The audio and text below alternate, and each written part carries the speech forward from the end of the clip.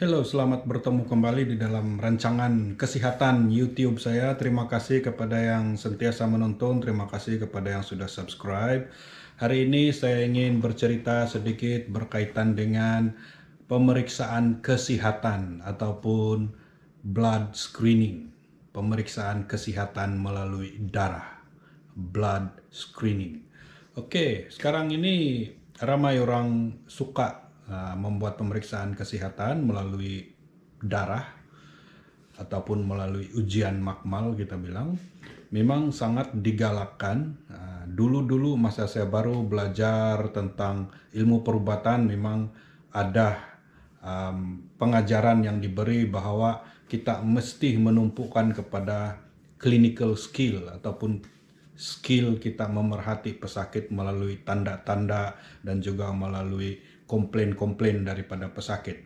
Memang itu masih satu skill yang sangat penting kepada dokter, tetapi sekarang ini bila sudah ada kemajuan teknologi dan juga ada cara untuk mengesan penyakit sebelum dia menjadi terlalu bahaya atau terlalu teruk, maka sangat logik, sangat berguna bahwa kita gunakan teknologi yang ada ini, yaitu teknologi memeriksa darah melalui pengambilan darah untuk melihat penyakit-penyakit di dalam badan pada peringkat penyakit tersebut masih cukup awal.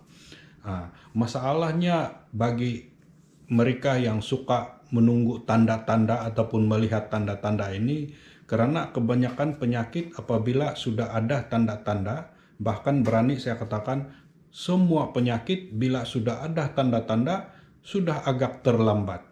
Sudah ada damage ataupun kerusakan yang berlaku di dalam badan yang mungkin tidak dapat dipulihkan kembali, not reversible, tidak dapat digostankan kembali itu kerusakan dia. Jadi sangat penting untuk kita mengesan penyakit itu seawal yang mungkin. Dan pengesanan itu selalunya hanya boleh dilaksanakan melalui pemeriksaan darah. Bergantung kepada penyakit juga lah. Of course, yang terbaik adalah kita cegah sebelum dia berlaku. Tapi malangnya ada banyak penyakit ini kita tidak tahu bila mana dia berlaku selagi kita tidak buat pemeriksaan kesehatan. Jadi sangat penting buat pemeriksaan kesehatan, dan salah satu pemeriksaan kesehatan ini adalah melalui pengambilan darah ataupun pengambilan air kencing. Hari ini saya berbicara mengenai pengambilan darah sahaja. Oke, untuk pengambilan darah bagi mereka yang berumur 40 tahun ke bawah, kita sarankan supaya mereka periksa sekurang-kurangnya sekali dalam 2 atau 3 tahun. Bagi mereka yang sudah berumur 40 tahun ke atas, macam saya lah, kita sarankan supaya mereka buat pemeriksaan kesehatan melalui darah sekurang-kurangnya sekali dalam 1 tahun. Ada 5 pemeriksaan kesehatan dalam darah yang sangat-sangat saya rekomen untuk semua orang. Ini yang saya dapat melalui pemerhatian saya sendiri, melalui pembelajaran saya sendirilah. 5 perkara ini mungkin tidak ada di dalam buku. Ini saya sendiri yang lihat di dalam pengalaman saya sebagai seorang dokter. Yang pertama sekali adalah gula. Mesti cek kadar gula di dalam darah kita sekurang-kurangnya sekali dalam 1 tahun untuk mereka yang sudah berumur 40 tahun ke atas. Sangat penting karena gula adalah hampir menjadi puncak kepada semua penyakit di dalam badan. Bukan kencing manis saja, tetapi semua penyakit di dalam badan, daripada sakit kepala sampailah ke kanser, selalunya ada kaitan dengan gula. Jadi cek gula, kandungan gula di dalam badan. Sama ada berpuasa atau tidak berpuasa, boleh dicek. Selalunya kalau berpuasa, kandungan gula itu sepatutnya di bawah 7 milimol per liter. Dia punya unit milimol per liter lah. Sepatutnya di bawah 7. Kalau di atas 7, nah mau kena siasat lah, mau kena konform sama ada kencing manis kah atau ada hal-hal lain lagi yang berlaku. Dan kalau dia tidak puasa, sepatutnya di bawah 11 milimol per liter.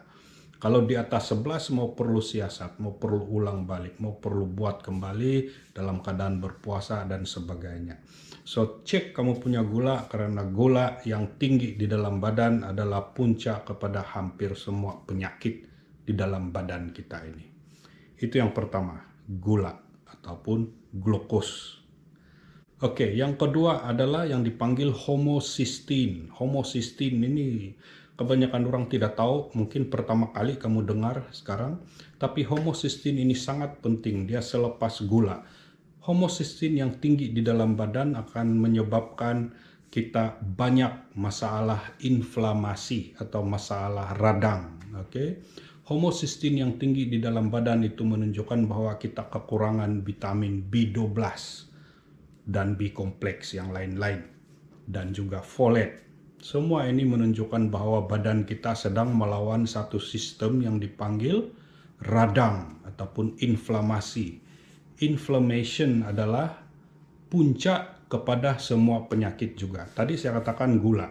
Karena gula itu dia sudah akan menjadikan proses inflamasi itu bermula. Inflammation. Proses inflammation ini yang memulahkan sakit kencing manis, memulahkan penyakit darah tinggi, memulahkan penyakit jantung, memulahkan penyakit gout, memulahkan penyakit sendi-sendi arthritis, memulahkan proses kegemukan, memulahkan kanker. Oke? Gula dan inflamasi. Gula mesti dicek, inflamasi dicek, periksa melalui level homocysteine di dalam badan. Itu yang kedua, homocysteine. Yang kedua adalah pemeriksaan hormon thyroid. Thyroid ini kita punya kelenjar di leher. Mesti diperiksa sama ada masih normal atau tidak. Kalau terlampau rendah, dia menyebabkan kita jadi gemuk, kita jadi lembek, kita jadi lembab, otak tidak berfungsi, mudah lupa, tekanan darah pun mulai naik, kencing manis pun mau jadi, daya tahan badan pun akan turun kalau hormon thyroid itu rendah. Kalau dia terlampau tinggi pula, kita akan ada penyakit lain, penyakit jantung karena terlampau laju jantung berdebar, mata akan terjegil keluar, badan mulai kurus, tangan bergetar-getar. Lepas itu boleh menyebabkan masalah-masalah daya tahan badan juga. Jadi kita tidak mau thyroid ini terlalu rendah, kita tidak mau juga dia terlampau tinggi. Kebanyakan orang saya jumpa adalah dia pelan-pelan mau jadi rendah semakin dia berumur. Itu menyebabkan kadang-kadang dia jadi gemuk tanpa dia ketahui. Makan sedikit saja pun terus gemuk karena hormon thyroid dia terlalu rendah. Tekanan darah dia mulai naik. Dia mulai jadi lembab, tiada tenaga, tidak kuat. Dia bilang malas exercise, pelupa. Pikiran pun tidak tajam macam dulu, tiada motivasi, tiada semangat karena hormon thyroid yang pelan-pelan makin turun makin rendah. Jadi periksa kamu punya hormon thyroid dan pastikan dokter yang bertauliah dalam menginterpretasikan hormon tersebut yang dapat menasihati kamu atau dapat melihat keputusan hormon thyroid tersebut. Yang ketiga, buah pinggang. Renal Function Test, RFT. Renal Function Test ataupun fungsi buah pinggang ini juga sangat penting untuk selalu kita cek karena buah pinggang selalunya pada peringkat awal tiada tanda-tanda dia. Bila sudah ada tanda-tanda seperti bengkak kaki, sesak nafas, mata pucat, muka pucat, dan sebagainya, semuanya itu sudah terlambat. Mungkin sudah tinggi dia punya bahan buangan di dalam badan. Jadi setiap tahun cek fungsi buah pinggang. Bila ada tanda-tanda dia mau naik, sudah cari puncanya, siasat puncanya, dan elakkan punca itu supaya dia tidak makin bertambah teruk dan diharapkan buah pinggang itu masih boleh sembuh, masih boleh recover kita bilang. Itu yang keempat, buah pinggang sangat penting karena dia selalunya bila ada tanda sudah lewat. Jadi mesti cek darah awal-awal supaya jangan sampai keluar itu tanda kita sudah tahu ada masalah buah pinggang. Yang kelima dan yang terakhir adalah liver function test ataupun fungsi hati. Nah, hati ini sangat penting juga karena dia memproses makanan di dalam badan kita. Tetapi yang lebih penting adalah kita mau tahu sama ada itu enzim dia yang dipanggil ALT dan AST itu pandai naik atau tidak. Kalau dia sudah mulai naik walaupun sikit-sikit, salah satu puncak itu adalah kegemukan di dalam hati. Dia dipanggil sebagai fatty liver disease. Nah, itu tanda awal bahwa ada masalah radang, masalah metabolisme di dalam badan yang akhirnya akan menjadikan darah tinggi dan kencing manis. Bila kita buat liver function test, sudah mulai naik itu ALT dan AST, maka kita akan mulai risau bahwa kamu ada masalah metabolik yang akan menjadikan darah tinggi, menjadikan kencing manis, menjadikan kegemukan. Jadi dari sana awal-awal kita akan buat sesuatu supaya dia tidak terus naik. Oke, so itu ada 5 pemeriksaan darah yang sangat penting.